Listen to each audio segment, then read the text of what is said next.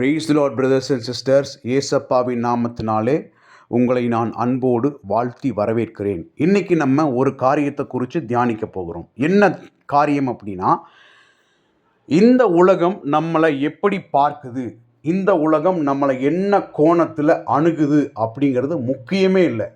ஆனால் ஏசப்பா நம்மளை எப்படி பார்க்கிறார், ஏசப்பா நம்மளை எந்த பாதையில் நடத்துகிறார், அந்த பாதையின் முடிவிலே ஏசப்பா நமக்கு என்ன ஆசீர்வாதத்தை வச்சிருக்கிறாரு அப்படிங்கிறது தான் ரொம்ப முக்கியம். இன்னைக்கு நம்ம வேதத்திலிருந்து ஒரே ஒரு கேரக்டரை பற்றி பார்க்க போகிறோம். ரொம்ப சிம்பிளாக தான் பார்க்க போகிறோம். அந்த கேரக்டரோட பெயர் சாராள். இந்த சாராள் வயது சென்ற கிழவியாக இருந்தாள். இந்த சாராளுக்கு என்ன நின்று போயிருச்சு அப்படின்னா, ஸ்திரீகளுக்கு உண்டான சிறப்பு வழிபாடு நின்று போயிருச்சு. அப்போ சாராள் இந்த உலகத்தால் எப்படி பார்க்கப்பட்டாள்னா, மலடியாக பார்க்கப்பட்டாள். ஆனால் கர்த்தர் சாராளை எப்படி பார்த்தார் அப்படின்னா, சந்ததிகளுக்கு தாயாக பார்த்தாள். எந்த சந்ததிகளுக்கு? விசுவாசம் உள்ள சந்ததிகளுக்கு சாராளை அவர் தாயாக பார்க்கிறார். நல்லா கவனிச்சுக்கணும். கர்த்தருடைய பார்வையில் சாராள் மட்டும் தெரியலை, சாராளால் பிறக்க போகிற சந்ததியையும் கர்த்தரே சாராளின் மூலமாக பார்க்கிறார்.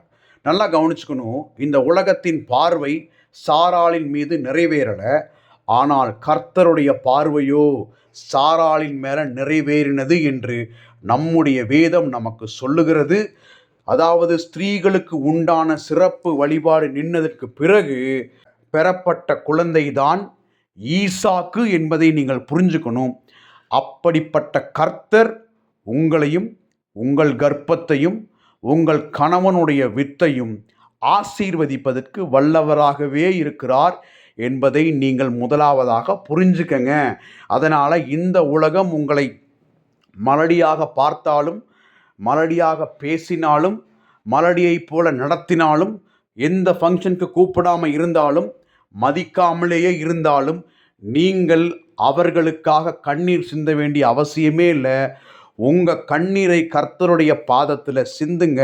கண்டிப்பாக அதற்கான பலன் உங்களை தேடி வரும் என்று நான் சொல்லலை, கர்த்தரே சொல்லுகிறார். அதனால் இந்த வார்த்தையை பிடிச்சு ஜெபம் பண்ணுங்க. கூடிய சீக்கிரத்தில் அடைக்கப்பட்ட வாசலை கர்த்தரே திறப்பார். ஏசப்பா உங்ககிட்ட என்ன சொன்னார் அப்படின்னா, இதோ திறந்த வாசலை உனக்கு முன்பாக வச்சிருக்கிறேன், ஒருவனும் இனி அதை பூட்ட மாட்டான்.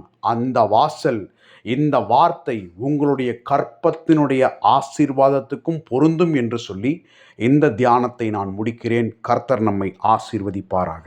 ஆமீன்.